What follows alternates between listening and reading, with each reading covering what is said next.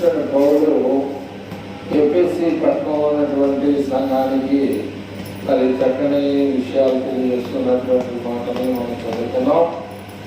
ఆ విషయాల నుంచి కొన్ని మాటలు మనము వివరించుకోవడానికి దేవుని యొక్క సహాయాన్ని అడిగాం. తప్పకుండా ఆ విషయాలు మనం ఒక్కొక్కటిగా నేర్చుకునేటువంటి వారిగా ఉండాలని మీకు తెలియజేస్తా ఉన్నాం. 2వ అధ్యాయంలో కొన్ని విషయాల్ని మనం ఈ పూట జ్ఞాపకం చేసుకున్నాం. 2వ అధ్యాయం మొదటి నుంచి చదువుదామా. మీ అపరాధముల చేతను పాపముల చేతను మీరు చచ్చిన వారై ఉండగా ఆయన మిమ్మును క్రీస్తుతో కూడా బ్రతికించెను. మీరు వాటిని చేయొచ్చు వాయుమండల సంబంధమైన అధిపతిని అనగా అవిధేయులైన వారిని ఇప్పుడు ప్రేరేపించు శక్తిని అధిపతిని అనుసరించి ఈ ప్రపంచ ధర్మము చొప్పున మునుపు నడుచుకుంటుంది. వారితో కలిసి మనమందరము శరీరము యొక్కయు మనస్సు యొక్కయు కోరికలను నెరవేర్చుకొనుచు మన శరీరాశలను అనుసరించి మునుపు ప్రవర్తించుచు కడమ వారి వలె స్వభావ సిద్ధముగా దైవోగ్రతకు పాత్రులమై ఉంటివి. అయినప్పటికీ దేవుడు కరుణా సంపన్నుడై ఉండి మనము మన అపరాధముల చేత సచ్చిన వారమై ఉండినప్పుడు సైతము మన ఎడల చూపిన తన మహాప్రేమ చేత మనందరినీ కూడా క్రీస్తుతో కూడా బ్రతికించాను. కనుక ప్రియమైన వాళ్ళరా, ఇక్కడ కొన్ని విషయాలు ఉండేవి. వాటిని కొంచెం వివరంగా తెలుసుకోవడానికి మనం ఆలోచన చేద్దాం. ఇక్కడ కొన్ని విషయాలు ఉన్నాయి, వాటిని ఆలోచన చేద్దాం. ఏమిటి ఆ విషయాలు అంటే 3వ వచనాన్ని మనం చూద్దామా. 3వ వచనాన్ని మనం చూద్దాం. వారితో కలిసి అంటే మునుపు అంటే ఏంటి మనందరూ తెలుసు, చెప్పాల్సిన అవసరం లేదు. మునుపు అనగా మునుపు అంటే జరిగిపోయినటువంటి కాలం, మీదకి కనుక రాబోయే కాలం. అంటే ఇక్కడ 2వ వచనంలో 3వ వచనంలో కంబైన్ అయినటువంటి విషయాలు ఉన్నాయి. దీంట్లో చదువు 2వ వచనంలో మీరు వాయుమండల సంబంధమైన అధిపతిని అనగా అవిధేయులైన వారిని ఇప్పుడు ప్రేరేపించు శక్తికి అధిపతిని అనుసరించి ఈ ప్రపంచము ధర్మము చొప్పున మునుపు నడుచుకుంటుంది. వారితో కూడా కలిసి మనమందరము కూడా శరీరము యొక్కయు మనస్సు యొక్కయు కోరికలను నెరవేర్చుకొనుచు మన శరీరాశలను అనుసరించి మునుపు ప్రవర్తించుచు కడమ వారి వలనే స్వభావ సిద్ధముగా దైవోగ్రతకు పాత్రులమై ఉంటుంది. అంటే ఇక్కడ కొన్ని విషయాలు మనం ఆలోచన చేయాలి. కొన్ని విషయాలు ఆలోచించాలి. 3వ వచనంలో శరీరం యొక్కయు మనస్సు యొక్కయు కోరికలు అంటే పొద్దున కూతురు మహిమ నడవలేకపోయినా నేను దేవుని దగ్గరికి రావాలని కోరికతో వచ్చింది. వయసులో ఉన్నవారి కోరికలు ఉంటారు, ముసలి వయసులో ఉన్న వారి కోరికలు ఉంటాయి. కోరికలు అంటే ఎన్ని రకాలు ఉంటాయి?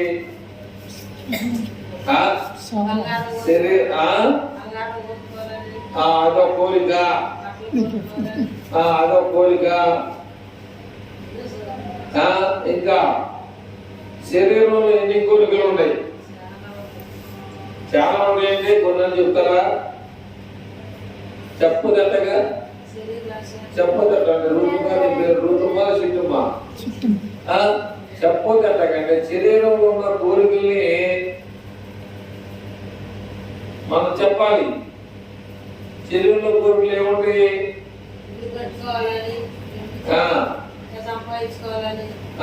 ఇంకా నీ పని అయిపోయింది. ఇంకా ఎవరికైనా ఉండే కోరికలు చెప్పండి. చాలాసార్లు చెప్తా మీకు, డబ్బు ఉన్నప్పుడు రావాలి జబ్బు, డబ్బు అంతా వచ్చింది జబ్బు. వయసులో కోరికలు తీర్చుకున్న తర్వాత ఆ రోగాలు పోవాలంటే పోవు. కోళ్ళని రకాలని కోరికలు చెప్తే ఇబ్బంది అవుతుంది.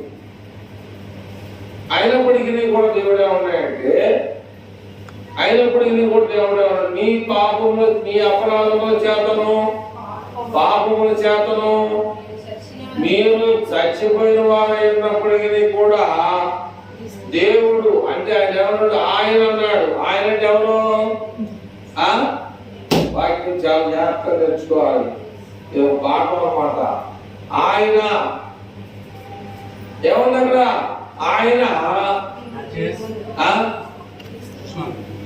ఆయనంటే యెహోవా తండ్రి క్రీస్తుతో కూడా మనలను వేశాడు, లేపాడు. అందరికన్నా పై ఆయన ఉన్నాడు తండ్రి అయిన దేవుడు.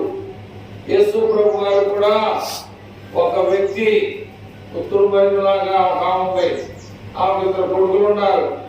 ఒక కొడుకుని ఎడచే పక్కన, ఒక కొడుకుని కుడిచే పక్కన కూర్చోబెట్టుకయ్యా, వాళ్ళిద్దరూ నీ పక్కన ఉంటే, నీతో పాటు ఉంటే నీకులాగా పరలోకానికి వెళ్ళిపోతానని చెప్పేసి పుత్రుడు మహిమలాగా ఒక ఉంది.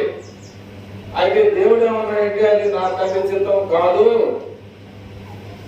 నాతో నేనేమి చేయడానికి ఇక్కడ రాలేదు, నాకంటే పైన ఒకడు ఉన్నాడు, వాని చిత్తమైతేనే ఎడంచే పక్కన కానీ కుడిచే పక్కన కానీ కూర్చోబెట్టే అవకాశం ఉంటుంది. కానీ నా సొంతకైతే నిర్ణయం తీసుకోవడానికి నాకైతే అవకాశం లేదు. కానీ మీరున్నారు చూసారా, భార్య భర్త ఉండాలి.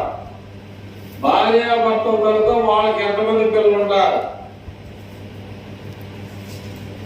తల్లిదండ్రులు చెప్పకుండా పిల్లలు ఎవరికి ఏమీయకూడదు. భర్త చెప్పకుండా భార్య ఎవరికి ఏమీయకూడదు. భార్య చెప్పకుండా భర్త ఎవరికి ఏది ఇవ్వకూడదు. మరి ఇవన్నీ కూడా కొన్ని లక్షణాలు అంటారు, కొన్ని లేదా షరతులు లేదా నియమాలు లేదా చెప్పినటువంటి విషయాలు అనుసరించాలి. ఏంటి ఆడి చెప్పేది? నేను ఇచ్చాను తీసుకెళ్ళు, అమ్మో మీ ఆయన అంటాడు అంటే ఆడేమో పెంచోడంటే ఇక్కడ పెంచోడు కింద లెక్కనా? కలిగిందంటే దేవుని వాక్యంలో ఉన్నటువంటి విషయాల్ని మనము క్షుణ్ణంగా కానీ అర్థం చేసుకోలేకపోతే ఇక్కడ మనం ఏం చేస్తామంటే క్రీస్తు చేత మనం లేపబడలేము. క్రీస్తుతో పాటు మనం ఆయనతో సమాన భావం కలిగిన వారుగా ఉండలేము. అయితే క్రీస్తు ఇప్పుడు వారు ఎప్పుడు మనల్ని ఏ రకంగా ఏర్పాటు చేశాడు, ఏ టైంలో ఏర్పాటు చేశాడు, ఏ సమయంలో మనలను ఏమనుకున్నాడు అనే విషయానికి వస్తే ఇదే ఎఫెసీయులకు రాసినటువంటి పత్రికలో 1వ అధ్యాయం 3వ వచనం నుంచి మనం చదివితే 3, 4, 6 కలిసి ఉన్నది. ఇది మొత్తం అయితే మనకి ఆ భావన మనకు అర్థమవుతుంది అన్నమాట. మన ప్రభు అయిన యేసుక్రీస్తు యొక్క తండ్రి యొక్క దేవుడు స్తుతింపబడును గాక. ఆయన క్రీస్తునందు పరలోక ఆయనంటే దేవుడు క్రీస్తునందు పరలోక విషయాల్లో ఆత్మ సంబంధమైన ప్రతి ఆశీర్వాదమును మనకు అనుగ్రహించాడు. ఆత్మ సంబంధమైన మరి శరీర కోరికకు సంబంధించి ఇక్కడ అమ్మగారు ఏమన్నది? ఇల్లంటది, వాకిలంటది, చెట్టు, సేవ, పొట్ట, గట్టు ఎన్ని చెప్తుంది. ఇక్కడ ఏమన్నాడంటే ఆత్మ సంబంధమైన ప్రతి ఆశీర్వాదమును మనకు అనుగ్రహించాను. మనకు కావాల్సింది ఏంటి? శరీరాశ, నేత్రాశ, జీవనమ్మం కావాలి. మరి ఈయనేమన్నాడు? ఈయనేమన్నాడంటే ఆయన క్రీస్తునందు పరలోక విషయములలో ఆత్మ సంబంధమైన ప్రతి ఆశీర్వాదమును మనకు అనుగ్రహించాడు.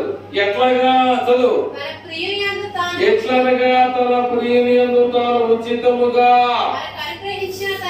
మనకి అనుగ్రహించిన తన కృపా మహిమకు కీర్తి కలుగునట్లు తన చిత్త ప్రకారమైన దయా సంకల్పము చొప్పున యేసుక్రీస్తు ద్వారానే పరలోకానికి వెళ్ళేది. ఎవడు ద్వారా పరలోకానికి వెళ్ళలేడు. ఎవడు ద్వారా దాన్ని ఏమంటారు? స్వర్గానికి వెళ్ళలేడు. ఐదవ చెప్తారు స్వర్గం అని. స్వర్గం, రెండోది నరకం. మనం ఏమంటాం? పరలోకం, నరకం.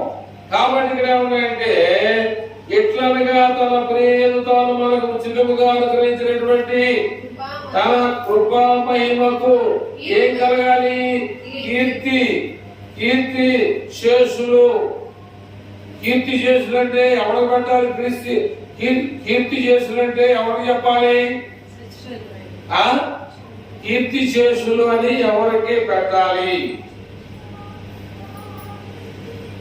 కీర్తి శేషులు ఫలానా అని ఎవరికి పెట్టాలి?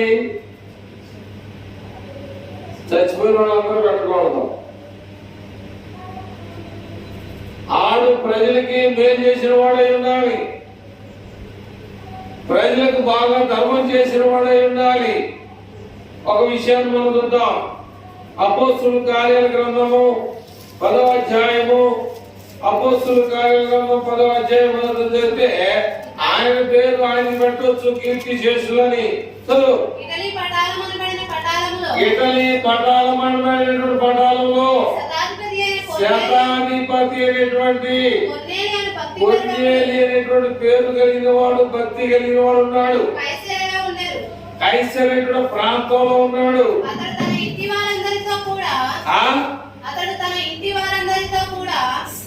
అతడు తన ఇంటి వారందరితో కూడా దేవుని యందు భయము భక్తి కలిగిన వాడై ఉండి ప్రజలకు చాలా సహాయం చేస్తూ ఎల్లప్పుడు కూడా దేవునికి ప్రార్థన చేసేవాడు. అయితే ఏంటంటే కీర్తి శేషులు అంటే ఆయన ఒక అధికారిగా ఉన్నాడు 100 మంది మీద. రెండోది ఏంటంటే కొంతమందికి విలువైనది చెప్పలా, విలువైనది బహు విలువైనది. మంచివాడు, చాలా మంచివాడు. అంటే బహుధర్మము, బాగా ధర్మం చేసేవాడు. ప్రజలకు ఏం రాసింది అక్కడ? బహుధర్మము చేయొచ్చు. ప్రజలకి బాగా ధర్మం చేస్తూ ఎల్లప్పుడూ దేవునికి ప్రార్థన చేసేవాడిగా ఉన్నాడు. ఎంతమంది ఉన్నారు తన కుటుంబంలో? భార్య అయితే భర్త రాదు పాత్రకి, భర్త వస్తే భార్య రాడు పాత్రకి, తల్లిదండ్రులు వస్తే పిల్లలు రారు ప్రార్థనకి, పిల్లలు వస్తే తల్లిదండ్రులు రారు ప్రార్థనకి. ఇక్కడ ఈయన ఉన్నాయంటే ఒక పోలీస్ ఆఫీసర్ గా ఉన్నాడు. ఆయన సామాన్య మానవుడు కాదు. ఆయన ఖాళీ లేని స్థానంలో ఉన్నాడు. ఖాళీ లేని స్థానంలో ఉంటూ ప్రార్థన చేస్తూ ఎప్పుడు చేశాడమ్మా? ఆదివారం నాడు చేశాడా? సోమవారం చేశాడా? లేకపోతే శనివారం చేశాడా? ఎప్పుడు చేశాడు ప్రార్థన? అమ్మాయి, మనం వారానికి ఒకసారి వస్తున్నాం ప్రార్థనకి. వారానికి ఒకసారి వస్తే కూడా సెలవు. వారం అంతా ఒక ఆదివారం నాడే వచ్చేది, ఆ ఆదివారం నాడు కూడా ఏంటంటే సెలవు. ఆయనకి మరి గవర్నమెంట్ వాడు సెలవు ఇస్తాడా? మరి ఎలా చేస్తాడు ఆయన? డ్యూటీ చేసి వచ్చిన నిల్లు కాళ్ళ మీద డ్యూటీ చేయాలి. పోలీసు వాడు అంటే ఏంటి? ఆయనకు 100 కళ్ళు ఉండాలి. అర్థమైందా? విజయవాడలో 6 రోడ్లు ఉన్న సెంటర్ ఉంది. ఎన్ని రోడ్లు? 6 రోడ్లు ఉన్న సెంటర్ ఉంది. కానీ పోలీసులు ఎంతమంది ఉంటారు? 6 ఉంటారా? ఎంతమంది ఉంటారు? ఎందుకని? 6 రోడ్లు ఉండేగా, మరి 6 రోడ్లు పెట్టాలిగా. పెట్టరు. కానీ దానికి ఒక నియమం ఉంది. ఏమిటి ఆ నియమం?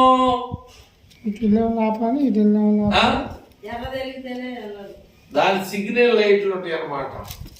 అర్థమైందా? ఈ రోడ్డుకి ఎదురుగా ఎర్ర లైట్ ఉంటుంది, గ్రీన్ లైట్ ఉంటుంది అన్నమాట. ఎప్పుడైతే గ్రీన్ లైట్ వెలిగిందో మనం వెళ్ళాలి, ఎప్పుడైతే ఎర్ర లైట్ వెలిగిందో ఆ కాగిపోవాలి. నాకు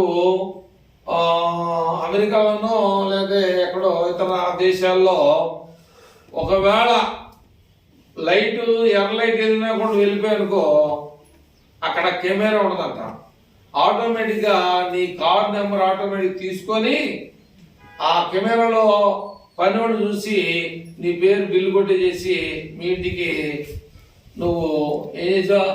అతిక్రమణ ఆజ్ఞను అతిక్రమించావు అంటే సిగ్నల్ పడినా కూడా నువ్వు వెళ్ళిపోయావు కనుక నీకు ఫైన్ పడుతుందని చెప్పేసి బిల్లు అక్కడ పోస్ట్ ద్వారానో ఫోన్ ద్వారానో మెసేజ్ పంపిస్తే వాడు చచ్చినట్టుగా వచ్చి మీ సేవలో కట్టాలి. అట్లా ఇక్కడ ఏం చేశాడంటే, ఎట్లనగా మరొకసారి కండి చేద్దామా? 4 వచ్చిన ఎట్లనగా తన ప్రియనియందు తాను ఉచితముగా మనకు అనుగ్రహించిన తన కృపా మహిమకు ఇంతకన్నా కీర్తి శేషులు. చాలా మందికి సహాయం చేశాడు కాబట్టి ఆయన పేరు కీర్తి చేసిన పెట్టవచ్చు. ఆయన ఉద్యోగం చేస్తూ 100 మంది మీద అధికారిగా ఉన్నాడు కాబట్టి పనిని బాగా కొనసాగించాడు, అనేకులకు సహాయం ఉన్నాడు కాబట్టి కీర్తి చేసిన పెట్టవచ్చు. ఎవరు చచ్చిపోయినా కీర్తి చేసిన పెడుతున్నాడు. అది పెట్టవచ్చో పెట్టకూడదో తెలియదు. తన చిత్త ప్రకారమైన దయా సంకల్పము చొప్పున యేసుక్రీస్తు ద్వారా తనకు కుమారులుగా స్వీకరించుటకై మనలను ముందుగా తన కోసం నిర్ణయించుకొని. ఎప్పుడు నువ్వు దేవుళ్ళకి రమ్మని ఆయన నువ్వు అనుకుంటున్నావు, ఆయన నిన్ను ముందుగానే ఎరిగాడు. ముందుగానే ఆయన మనల్ని తెలుసుకొని, ఆదామా ఎక్కడున్నావు, ఏం చేస్తున్నావు? ఒకవేళ మన ఇంట్లో వాడు వచ్చారు, గేట్ వేసాం, తలుపు కొట్టి ఏమ్మా ఎక్కడున్నామ్మా, రావేంటి, చాంచేపు నుంచున్నా, నేను పలవేంటంటే ఆగమ్మా గదిగా, నేను ఇంట్లో నిద్రపోతున్నాను, పిల్లలకు పాలు ఇస్తున్నాను, లేదా అన్నం తింటున్నాను, లేకపోతే ఏదో పని చేస్తున్నాను, వస్తున్నా ఒక్క నిమిషం అంటే అలాగే. అట్లాగే దేవుడు తెలుసు. ఏమని తెలుసు? ఆదాము ఎక్కడున్నాడో సంగతి ఎవరికి? సమాధానం సరిగ్గా రావాలి. సమాధానం అని పేరు పెట్టుకోవడం కాదు, వాళ్ళ సమాధానమే ఉండదు. అర్థమైందా? పేరు పెట్టుకోవడం తగినట్టుగా జీవించాలి. అట్లాగే ఆయన గాడి తప్పాడు కాబట్టి ఎక్కడ ఉన్నామని పిలిచాడు, చెట్టు చాటున ఉన్నామన్నాడు. అట్లాగే ఇక్కడ ఏమన్నాయంటే, యేసుక్రీస్తు ద్వారా తనకు కుమారుడుగా స్వీకరించుటకై మనలను ముందుగా తన కోసము నిర్ణయించుకొని మనము తన ఎదుట పరిశుద్ధులమును నిర్దోషులై ఉండవల్లని జగత్తు పునాది వేయబడక మునిపే. అంటే ఎవరన్నా చెప్తారా? ఎవరన్నా చెప్తారా? జగత్తు పునాది లేనప్పుడు, లోకము పుట్టక మునుపు దేవుడు దేవుడు అని పాట పాడతాం. జగత్తు పునాది వేయబడక మునుపు అంటే ఈ లోకం అనేది లేనప్పుడు ఏం చేసినమ్మా? మనలను ముందుగానే ఎరిగి ప్రేమించి తన కోసం తన కుమారులుగాను కుమార్తెలుగాను స్వీకరించడానికి వేశాడు. తన ఎదుట పరిశుద్ధులమును నిర్దోషులైన వాళ్ళని జగత్తు పునాది వేయబడక మునిపే ప్రేమ చేత ఆయన అంటే తండ్రి అయినటువంటి దేవుడు క్రీస్తులో మనలను ఏర్పాటు చేసుకున్నాడు. నువ్వు రానంటే కుదరదు ప్రార్థనకి. దేవుడు ముందుగానే మనల్ని ఆయన కంప్యూటర్లో పెట్టేశాడు. ఒక్కొక్కళ్ళని పిలుస్తా ఉన్నాడు. నువ్వు ఎందుకు రావో నీ వ్యవహారం చూస్తానని చెప్పేసి. అంతేగాని ఎవడైనా సరే చచ్చిపోయేటప్పుడు ఖచ్చితంగా దేవా నన్ను బతికించని చెప్తాడు. ఆ మాట అన్నోడు ఆ మాట అనకుండా చచ్చిపోయినాడు ఎవడో లేడు. ఎందుకంటే ఈ భూమి అయింది, ఈ లోకం అయింది. ఈ భూమి మీద ఉన్న ప్రతి జంతువు, చెట్టు, సేవ, పొట్ట, ఇల్లు, వాకిలన్నీ కూడా ఆయనే. మొత్తం సమస్త సృష్టి దేవుని చేతిలో మనం ఉన్నాం. ఇప్పుడు మనం ఎలా ఉండాలి అంటే, నువ్వు పరలోక రాజ్యానికి వెళ్ళాలి అంటే ఎలా ఉండాలమ్మా? నీ పేరు సుష్మా. ఎలా ఉండాలి? మనము నిర్దోషులై ఉండవల్లని జగత్తు పునాది వేయబడక మునిపే ప్రేమ చేత ఆయన క్రీస్తులో మనలను ఏర్పాటు చేసుకున్నాడు. మనం ఎలా ఉండాలి? ఎలా ఉండాలి? నిర్దోషులుగా ఉండాలి. తర్వాత నిర్దోషులమై ఉండాలి. మనలో ఎలాంటి పాపానికి అంటే ఇక్కడ 3వ వచనంలో ఏమన్నాడు? వారితో కలిసి మనమందరమును 2:3 శరీరము యొక్కయు మనస్సు యొక్కయు కోరికలను నెరవేర్చుకొనుచు మన శరీరాశలను అనుసరించి మునుపు ప్రవర్తించుచు కడమ వారి వలె స్వభావ సిద్ధముగా దైవకృతకు పాత్రులమైనటివి. అయినప్పటికీ దేవుడు కరుణా సంపన్నుడై ఉండి చూడండి, దేవుడు ఎంతటి ప్రేమ కలిగిన వాడో ఒకసారి ఆలోచించాలి. మనము మన అపరాధముల చేతను చచ్చిన వారమై ఉండి సైతము మన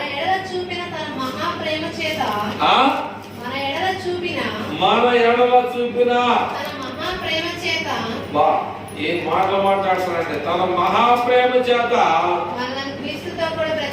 మనలను క్రీస్తుతో కూడా బ్రతికించెను. అంటే సచ్చిన వారమై ఉండగా మనల్ని బ్రతికించాడు. అంటే అర్థం ఏంటి? పాకురమున్న కాలంలో మరి శరీర ఆలోచనలు బట్టి వారి జీవితాలు ముందుకెళ్ళారు. అయితే ఇక్కడ కొన్ని విషయాలు మనం ముందుకెళ్దాం. ఎన్నో చదువుదాం. 6వ వచనం. క్రీస్తు యేసునందు ఆయన మనకు చేసిన ఉపకారము ద్వారా అంటే ఆయన అంటే ఎప్పుడైనా గుర్తుపెట్టుకో తండ్రి. ఆయన అనగా తండ్రి. క్రీస్తు యేసు ద్వారా ఆయన మనకు చేసినటువంటి ఉపకారము ద్వారా అత్యధికమైన తన కృపా మహాదైశ్వర్యమును రాబో యుగములో కనుపరచు నిమిత్తము క్రీస్తు యేసునందు మనలను ఆయనతో కూడా లేపి పరలోకమందు ఆయనతో కూర్చుండబెట్టెను. టిఫిన్లో పెట్టాను. మనలో ఎవరైనా పరలోకానికి వెళ్తామా? ముందుగా తినాము. అర్థమైందా? అర్థమైందా? ఎందుకంటే ఏదో ఒక విషయంలో మనం తప్పిపోతాం. ఎవరిని బట్టి మాటలోను, ప్రవర్తనలోను, సోపులోను అన్ని విషయాల్లో విశ్వాసులకి మాదిరిగా ఉన్నారు. మాదిరిగా అంటే గుడ్డు మెల్ల అంటారు. గుడ్డు మెల్ల అంటే వాడు కనపడింది, వాడు కనపడాలి అంటే పడతా కింద లేస్తూ పోతున్నట్టుగా దాన్ని గుడ్డు మెల్లగా పోతా ఉన్నారు. అయితే దేవుడు మాత్రం ఊరుకోవట్లా ఏ చిన్న విషయంలో కూడా. ఈ కాయ చెట్టును కోసుకొని తిన్నావా సత్తా ఉంటాడు అంటే పట్టుకుంటే సత్తావా అని సైతం చేసింది రచ్చగొట్టింది. నువ్వు తింటే సత్తా ఉన్నాడు కానీ ముట్టుకుంటే సావా ఉన్నాడు. ఏమేం చేసింది? ముట్టుకొని కోసింది. కోసినా ఊరుకుందా? కోసినావా? ఏమన్నా తినే కోసావుగా? ఏమనైందా? ఏమన్నా? అట్లాగే దేవుని యొక్క మాటలు ఎలా ఉంటాయంటే ఎలా ఉంటాయి? కరాఖండిగా. కరాఖండి నువ్వు ఏమన్నానుకో ఆయన ఏమన్నానుకో 40 సంవత్సరాలు మోషే పని చేయకుండా ఇశ్రాయేలుని పోషించాడు. ఇశ్రాయేలుని ఏ పని చేయకోకుండా, బట్టలు మాయకుండా, వాళ్ళ చెప్పులు అరిగిపోకుండా 40 సంవత్సరాలు మోషే దేవుని సహాయం చేత పోషిస్తే వారు దేవుని మాట ఎలా, రెండవది మోషే మాట కూడా వెళ్ళా. వాళ్ళు పారాను అరణ్యంలో దేవుని మాట లేకపోతే కొన్ని లక్షల మంది చనిపోయారు. అర్థమైందా? దేవుని మాట వెనక కొన్ని లక్షల మంది చనిపోయారు. కనుక ఇంకా ఇక్కడ కొద్దిగా ముందుకెళ్దామా? కొన్ని విషయాల్లో మనం ఆలోచించేద్దాం. ముందుకెళ్దాం. చదువు. నేను విశ్వాసము ద్వారా కృప చేతనే రక్షింపబడి ఉన్నారు. కాబట్టి నేనేదో గొప్పగా సంపాదించాను, నేను చాలా గొప్ప స్థితిలో ఉన్నాను, నేనేదో గొప్పైనటువంటి స్థానాన్ని కలిగి ఉన్నానని చెప్పేసి చెప్పుకోవడం కాదు. ఇది దేవుడు ఇచ్చినటువంటి వరం. అది నాకు డబ్బు ఉందని, నాకు బలం ఉందని, నన్ను ఈ ఊర్లో నన్ను ఎవడు కదిలించలేడని, నా మాట ఇక్కడ చదవాలని, నేను చెప్పింది యాదవకని, నేను గీసిన గీత మీద నడవాలని, నేను తప్ప ఎవడైనా సరే ఏదైనా చేస్తే అక్కడే వస్తాననేటువంటి రూల్ పెట్టే విధానం కానీ ఇక్కడ ఎక్కడా లేదు. మరియు వాటి యందు మనము నడుచుకొనవలెనని దేవుడు ముందుగా సిద్ధపరిచిన సత్క్రియలు చేయుటకై మనము క్రీస్తు యేసునందు సృష్టింపబడిన వారమై ఆయన చేసిన పని అయి ఉన్నాము. కాబట్టి మునుపు శరీర విషయములో అన్యజనులై ఉండి శరీరమందు చేతితో చేయబడిన సున్నతి గలవారము అనబడిన వారి చేత సున్నతి లేని వారనబడిన మీరు ఆ కాలమందు ఇశ్రాయేలుతో సహా పౌరులు కాక పరదేశులను, వాగ్దాన నిబంధన లేని పరజనులను, నిరీక్షణ లేని వారును, లోకమందు దేవుని లేని వారునై ఉండి క్రీస్తుకు దూరస్తులై ఉంటారని మీరు జ్ఞాపకం చేసుకుని, ఆయనను మునుపు దూరస్తులైన మీరు అయినప్పటికీ మీరు మాతో కలిసి లేకపోయినా ఉన్నా కూడా కలుపుకునేటువంటి తత్వం. ఇప్పుడు కొంతమంది ఉన్నారు, ఏదైనా చిన్న చిన్న విషయాల్లో మాట వస్తే మాట్లాడరు, చిన్న చిన్న విషయాలు ఏదైనా పొరపాటు ఏదైనా మాట్లాడుకోరు. కానీ ఎన్నిసార్లు మునుపు దూరస్తులు ఎన్నిసార్లు మీరు దూరంగా ఉన్నప్పటికీ నీ కలుపుకుంటూ వస్తున్నాడు అంటే ఆయన అయితే లోపడాలి, కానీ మనం లోపడాల్సిన అవసరం ఆయన కలుపు రావడమే. మునుపు మీరు దూరస్తులయ్యండి, మునుపు మీరు అన్యజనులయ్యండి కూడా మిమ్మల్ని కలుపుకుంటూ వస్తున్నప్పటికీ కూడా క్రీస్తు రక్తము వలన సమీపస్తులై ఉన్నారు.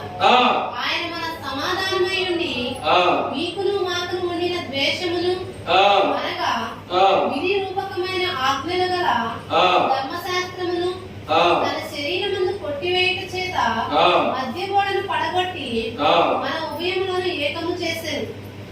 కాబట్టి మధ్యగోడ అంటే ఏంటి?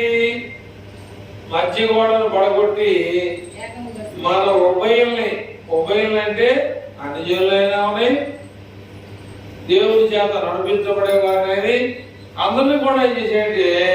మధ్యగోడ అంటే ఇప్పుడు మనకేమైందంటే ధర్మశాస్త్రం, ఏమా విధి రూపకమైన ఆజ్ఞలు గల ధర్మశాస్త్రమును తన శరీరమందు కొట్టివేయట చేత మధ్యగోడ అంటే ఏంటంటే మొట్టమొదటిగా దేవుడు ఏం చేశాడంటే మోషేను పిలిచి ధర్మశాస్త్రాన్ని ఇచ్చాడు. ఏం ఇచ్చాడు?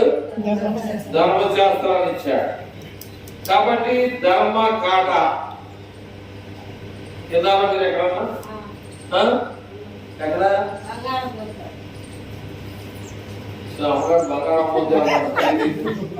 బంగారు కొట్టుకోడు దగ్గర ధర్మకాట అని రాస్తున్నారు.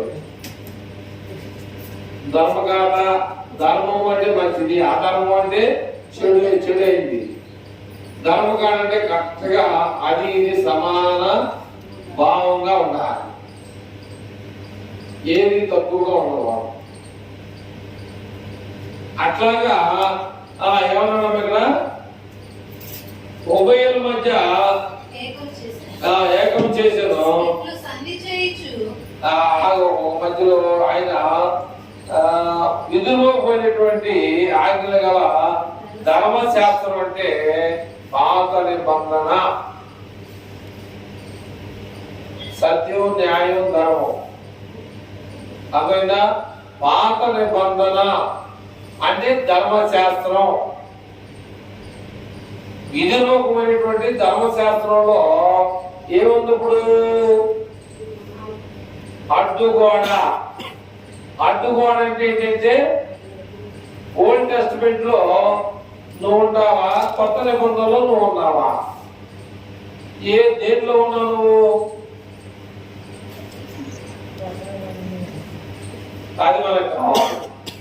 అయితే బైబిల్ అంతా మనం చదవాలి, కానీ కొత్త నిబంధనలకి మధ్యవర్తి వచ్చాడు. ఫస్ట్ ఏమో మోషేని దేవుడు ఎదుర్కొన్నాడు, యెహోవా దేవుడు.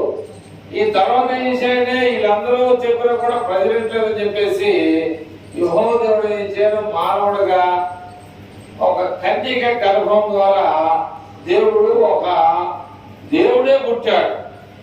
ఒకటి చెప్పాలంటే ఆయన దిగొచ్చాడు మన కోసం. ఎందుకని దిగొచ్చాడు?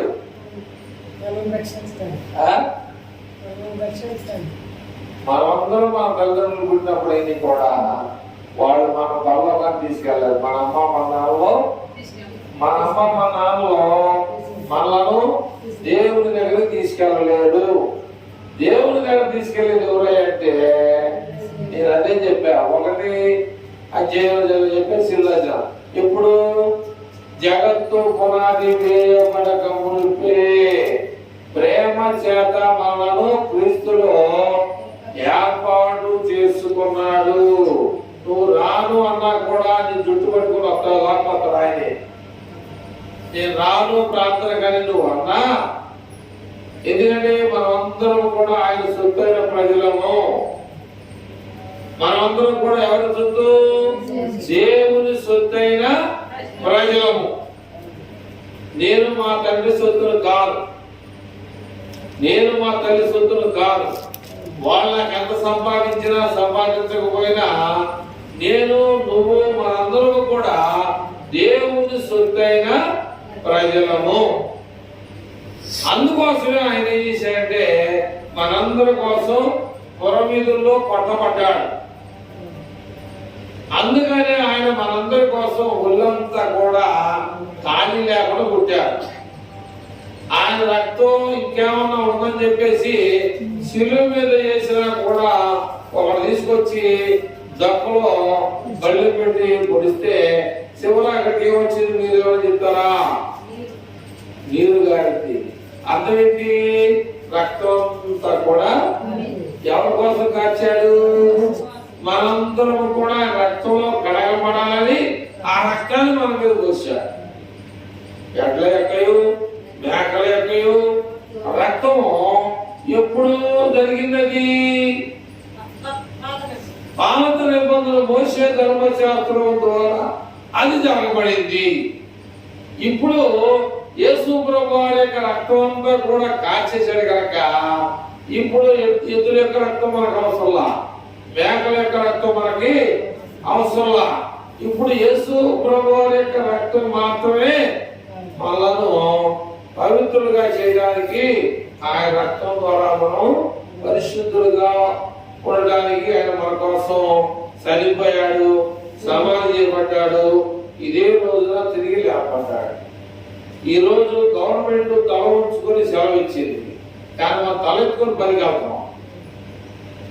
గవర్నమెంట్ ఏమో తలదించుకొని ఈ నిజంగా గొప్ప దేవుడు అని చెప్పేసి ఆదివారం నాడు ఆయన గొప్ప అద్భుతాన్ని చూపించాడు. ఆయన చచ్చిపోయినప్పుడు చాలా మంది బతికారు. తెలుసా మీకు? ఎక్కడ తెలుసు? ఆయన చచ్చిపోయినప్పుడు బతికారు ఎవరికే తెలుసా?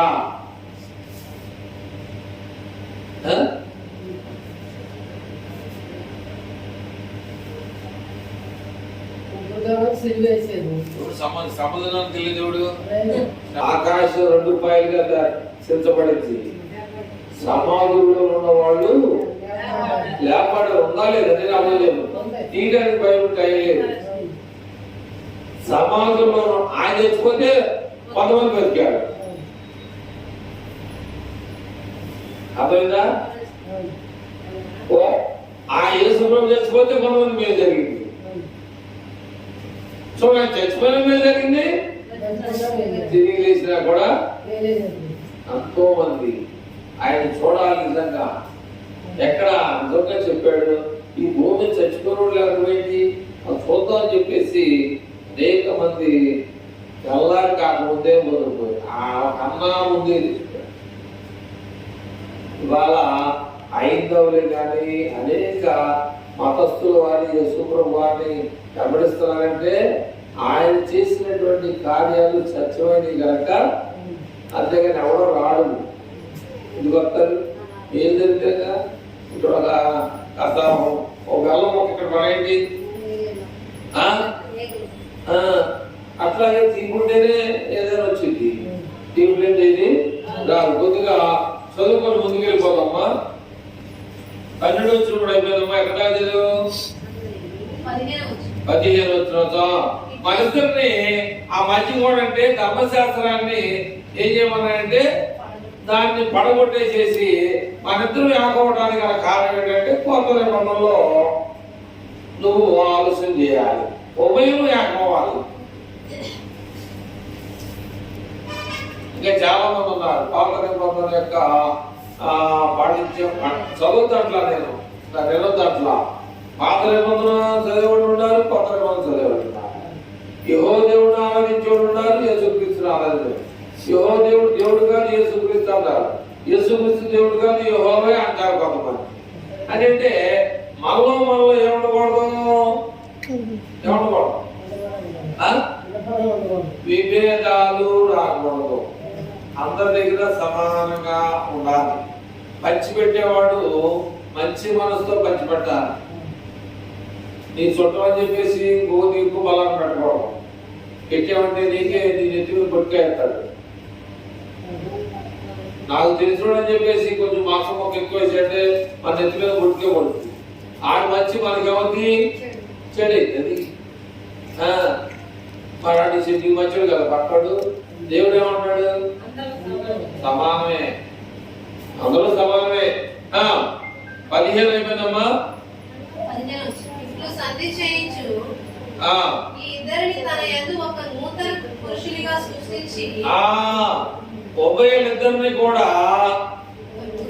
నూతన సృష్టి అంటే మళ్ళీ కొత్తగా జన్మించే విధానంలోకి వచ్చి తన సిలువ వలన ఆ ద్వేషమును సంహరించి తన సిలువ వల్ల ద్వేషం అంటే మనకి దేశాలు ఉండకూడదు.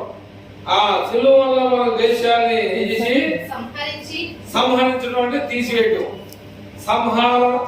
సంహార దూతం తెలుసా మీకు బైబిల్లో? సంహార దూతం ఉంది.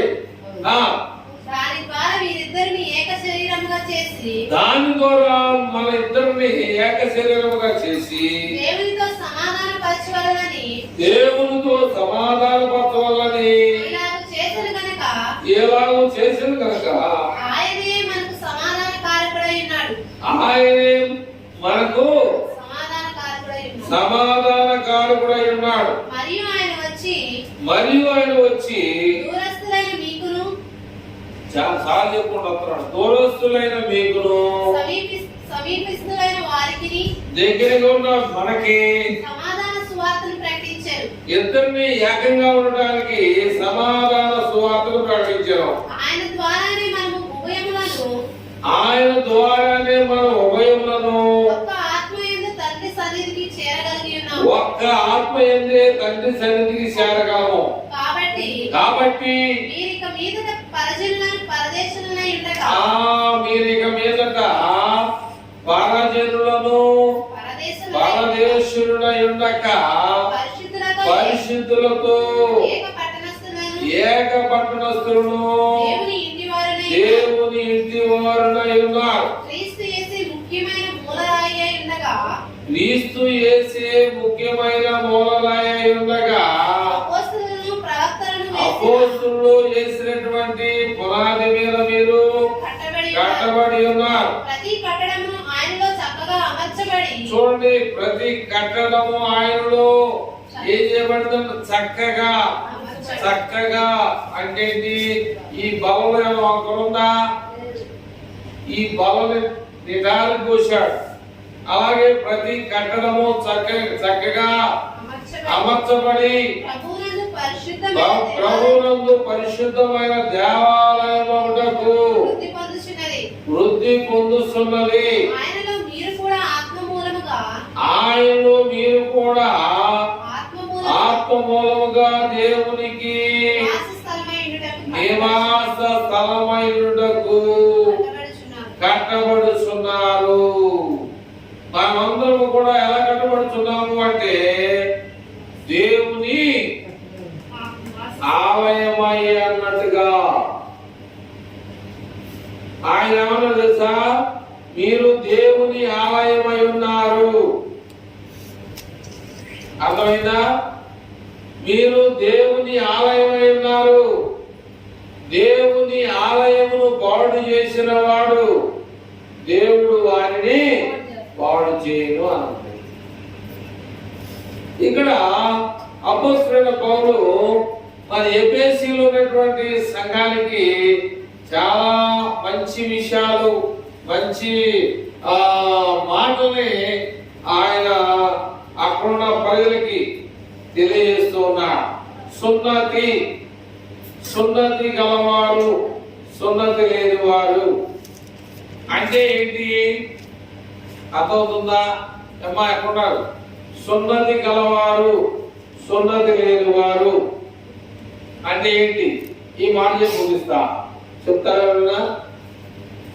సున్నతి గలవారు, సున్నతి లేని వారు అనే మాటకి చెప్పేస్తే మనం ప్రార్థన చేసుకుని దిగుతాం.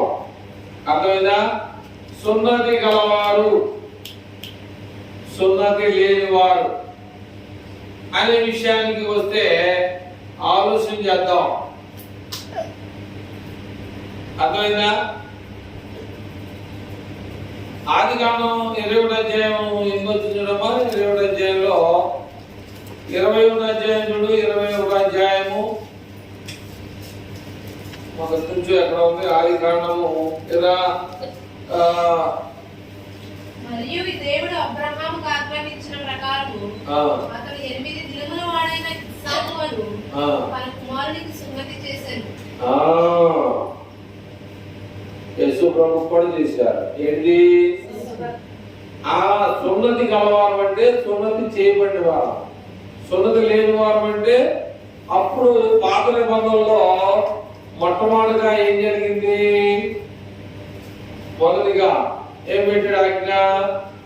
అమ్మా చెట్ల యొక్కయు మేకల యొక్కయు ఆ రక్తాన్ని యాజకుడికి తలారా తాను చేసుకున్న కుటుంబం అంతా కూడా ఆయన దగ్గర తీసుకుని వెళ్ళి ప్రార్థన చేస్తే, ఆయన ప్రార్థన చేసి బలిపీఠ మీద పోస్తే ఆ బలిపీఠ మీద నుంచి దేవుడు వచ్చి ఆయన మంట చేత ఆ అగ్ని చేత కాల్చబడేది. అయితే ఆ యాజకుడు సంవత్సరానికి ఒకసారి మాత్రమే, మీకు అందరూ తెలుసు ఏంటి ఆవరణ అంటే వరండా, పరిశుద్ధ స్థలము, అతి పరిశుద్ధ స్థలం. 3 భాగాలుగా ఉన్నాయి అన్నమాట. ఆవరణ, పరిశుద్ధ స్థలము, అతి పరిశుద్ధ స్థలము. ఐదవ అంటారని గర్భగుడి అంటారు. అవునా? పరిశుద్ధ స్థలము, అతి పరిశుద్ధ స్థలం. కానీ అతి పరిశుద్ధ స్థలంలో ఎవరు వెళ్తానికి వీల్లేదు, ఒక యాజకుడే వెళ్ళాలి. యాజకుడు కూడా తప్పు చేసేయడంతో ఇప్పుడు మన పాత నిబంధనల సంగతి మీకు ఇంకా తెలియట్లా. కంటికి కన్ను, కంటికి పన్ను. ఏ ఇంట్లో పొగొచ్చిందనుకోండి బయటికి లేకపోతే చెట్టు కడుకొని రాళ్ళు పెట్టి పట్టు సంపాదన ఉంటాయి. కొత్త నిబంధనలు ప్రార్థన రాకపోయినా పర్వాలా, అర్థమైందా? కొత్త నిబంధనలో సరిగ్గా అనుసరించకపోయినా పర్వాలా, ఏమవుదో. కానీ పాత నిబంధనల యొక్క షరతులు కానీ ఉన్నట్లయితే చాలా మంది చేసుకోవాలి.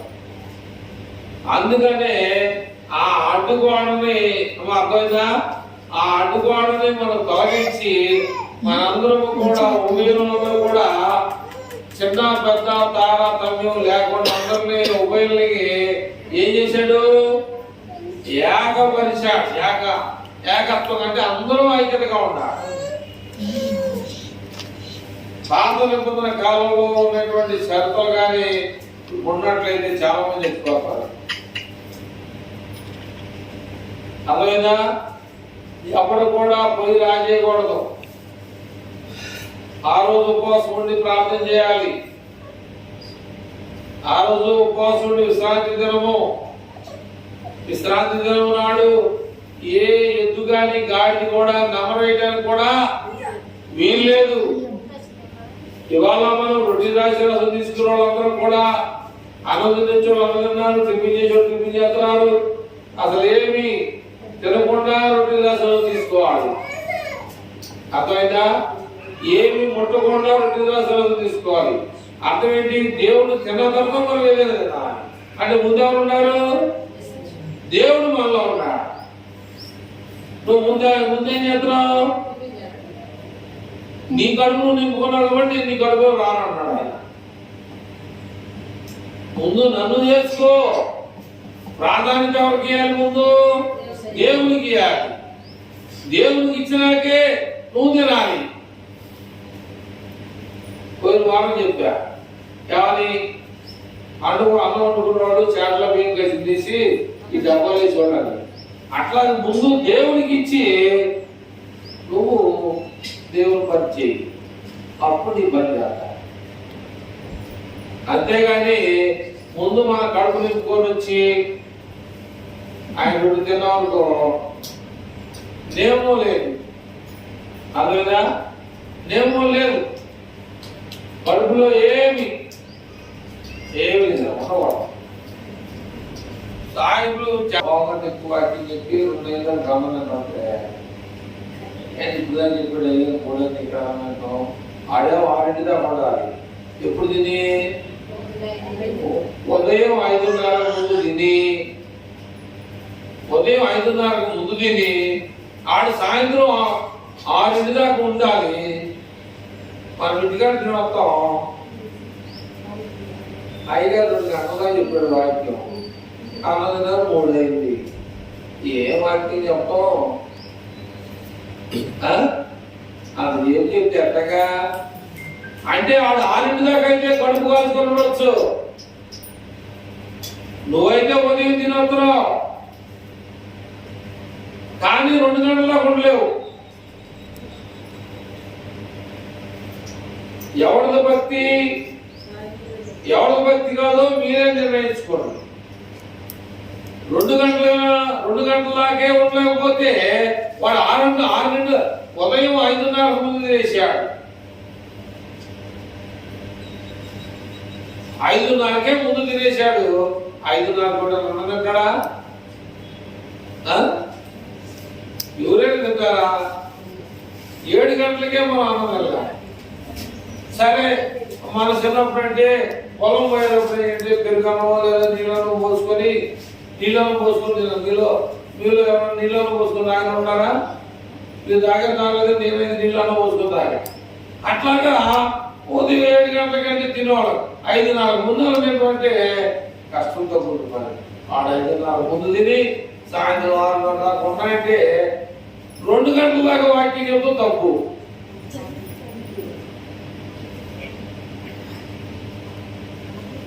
మనల్ని పరిశీలన చేస్తా ఉన్నాడు దేవుడు.